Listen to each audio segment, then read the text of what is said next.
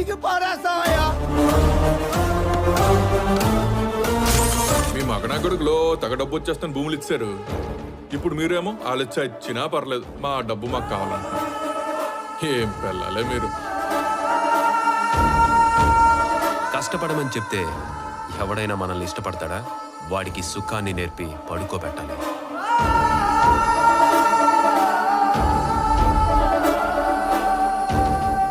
ఏడాది కాకపోతే 4 ఏళ్లకైనా చదువులు చేస్తాం, పంటలు పండిస్తాం. రైతులవురా.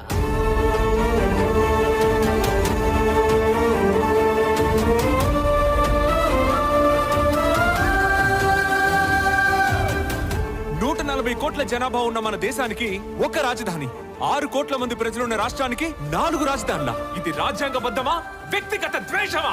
చూసుకొని తప్పే నీ అమ్మ మొగుడు వచ్చి చెప్తాను నీకు సమాధానం.